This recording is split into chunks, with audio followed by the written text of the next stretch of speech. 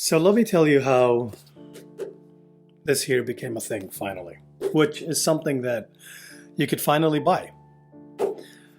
But it took me more than 6 years to get here.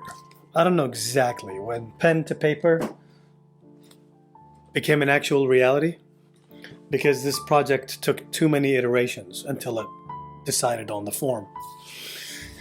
Maybe I could trace it back to 2017 or 2018 when I decided I want to do something. I'm so sick of just learning about art through books and just copying other artists. I just need to do something. I need to finish something.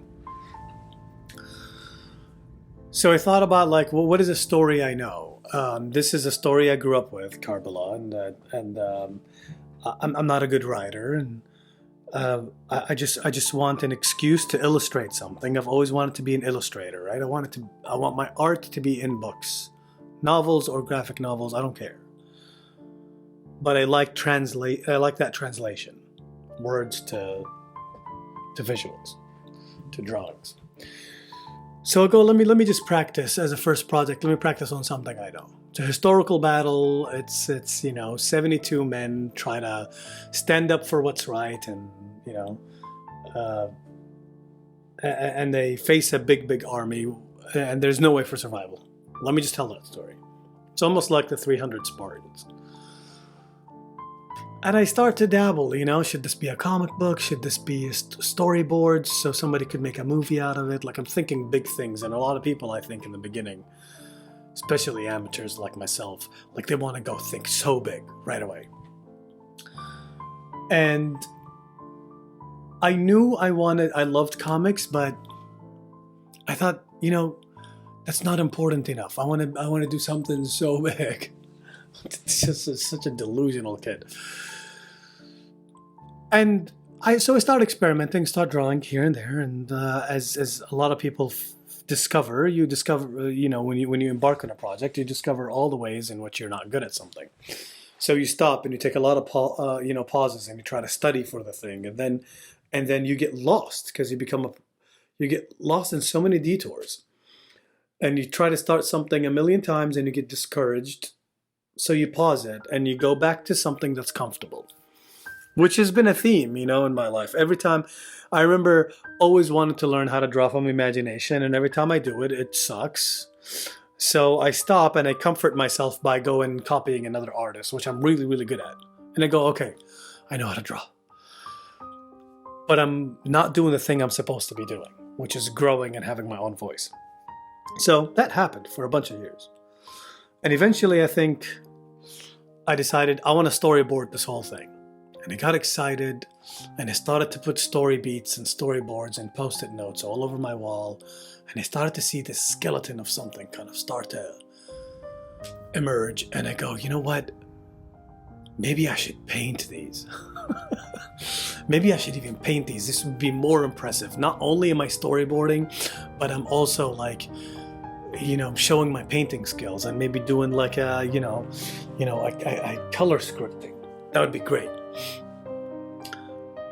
The problem is I was not good at neither at that point. I didn't know that at the time, but I'm not good at either. But it's that will impress everybody.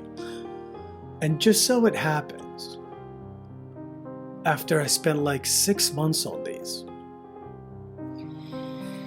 it was also an excuse for me to learn, by the way. I've got Photoshop and I got a Cintiq, and I was like, you know what, the best way for me to learn how to storyboard and learn how to paint is to embark on a big project that forces me to do these things so many times until I become very skillful at them. Because storyboards, you're doing a lot of shot for shot, right? So many stories, and if you're painting them on top of that, and you doing it in a simple way, it was hey, by board 200 you'll be really good at this. So that's right around when the first Lightbox Expo, which is a convention at California that started in 2019, started, where a lot of animators and industry people were there. And I was like, gotta go there, gotta be there. And I take all these storyboards, painted storyboards, and I apply them to the portfolio review there, and I get nothing back. And he's like, you know what, let me just go and talk to them. They need to see this. And that's when I had my first like artistic ego death. That was a horrible convention for me personally. Well, maybe that's too dramatic. It wasn't horrible, but I went there delusional. Like, I went there with my newly bought iPad going, wait till they see what I got to show them here. Everybody's gonna freak out.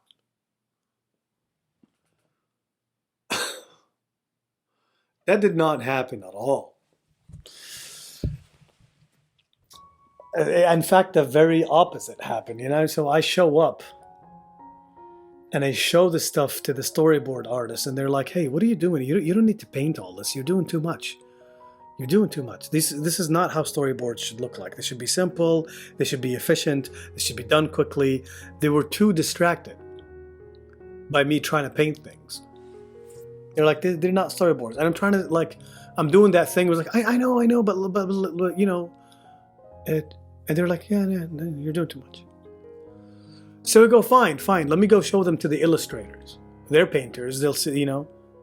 So the illustrators see this and they're like, what are you trying to do here? Like, because you're not that good at painting. Why don't you just stick to storyboards?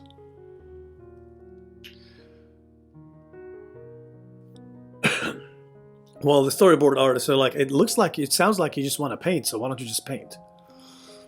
So by trying to satisfy everybody, I satisfied no one. I did have some good feedback. You know, I did luck out and sit with Ian McCaig for like 20 minutes. You know, one of the artists that I idolize. And he was maybe the only one that was able to understand what I'm trying to do.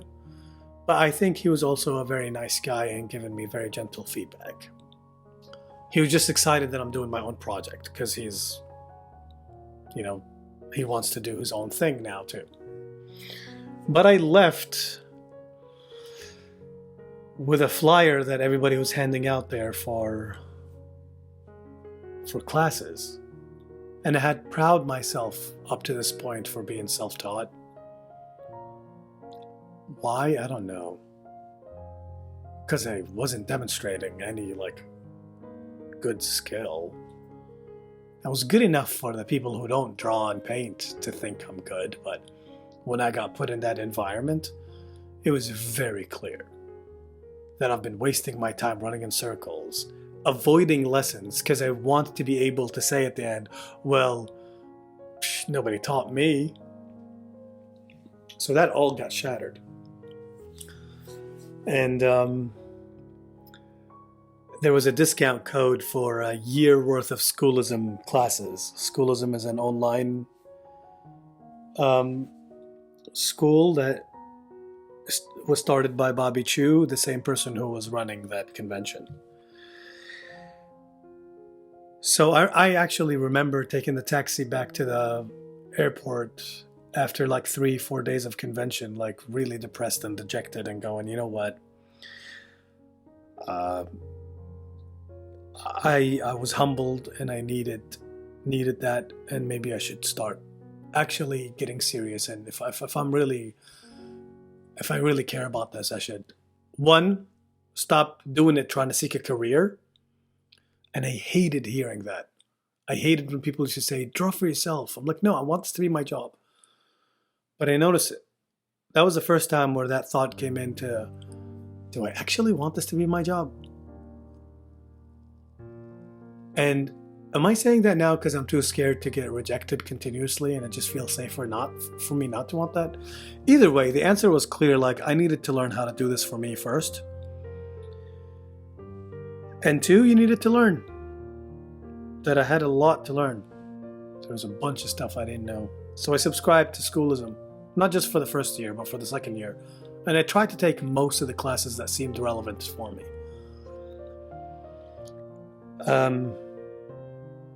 And that's when it became like evidently very clear that I hardly knew anything. There was so much I didn't know about. Color theory, composition, story scripting, story, so much. Now, granted, these skills, like most comic book artists, don't need to think about them because they're mainly worried about drawing and inking, right? And I was like fairly okay with drawing and inking, but like I wanted to be a more rounded artist. I wanted to be able to say that I was drawing and painting. I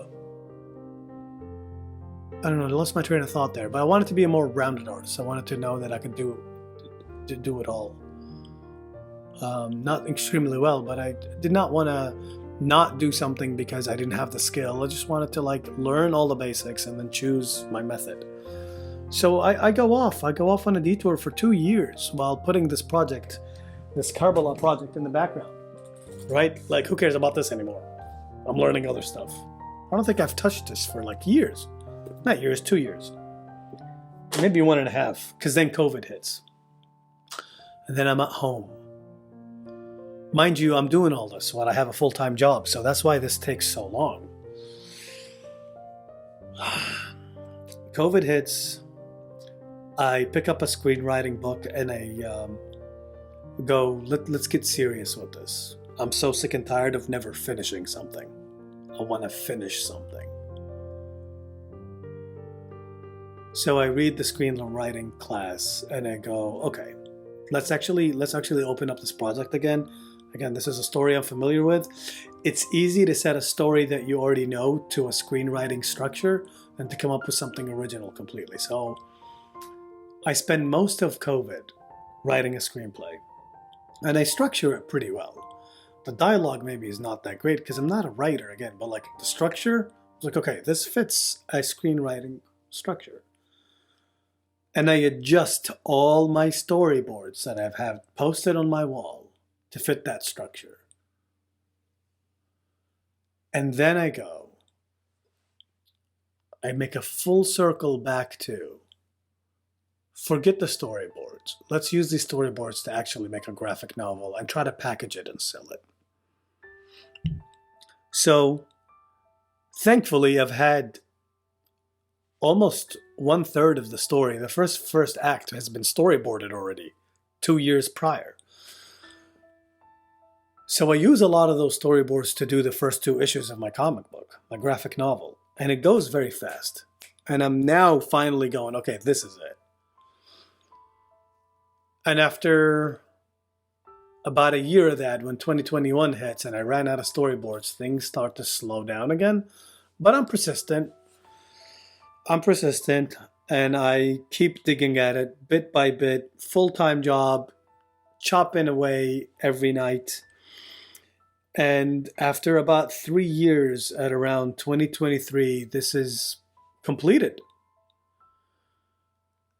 And I look at this 6-year journey maybe, and obviously I see a lot of growth. It's only when I finished it where I feel like, now I have the skills to actually do this.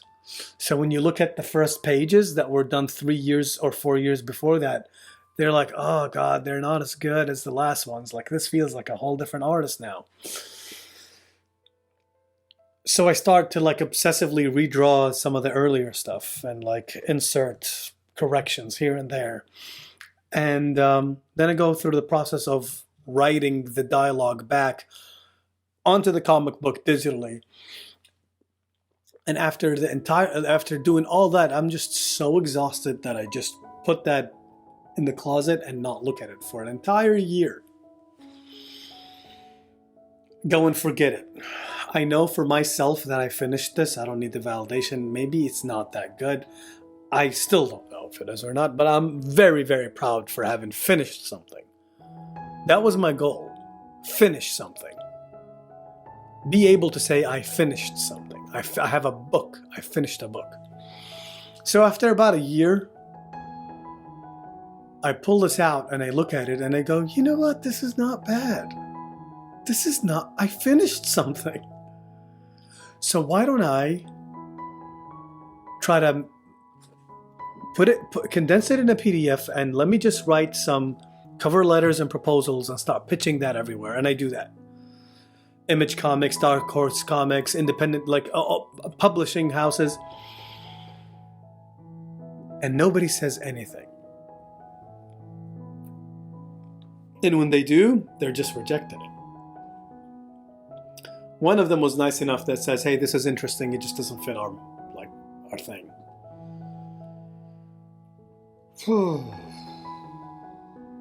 What now? Did all that work go to waste? So I put it back in the closet for 6 more months, and 2024 hits.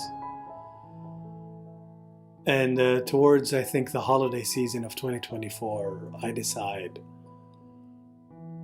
let me just publish this myself.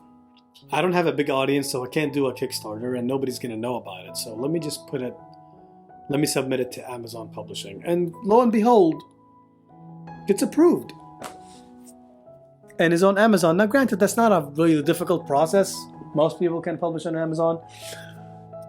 And I start to advertise it on TikTok. You know, I have a TikTok account, and I'm doing a lot of TikTok lives, and everybody starts to look at these pages in the background while I'm drawing for them, and everybody's like, what is this? What is this? What is this? And it was like, actually, you know what? This is a book that I finished. And it was through their encouragement that I actually put it on Amazon, and people started to buy it, and the few people that bought it liked it.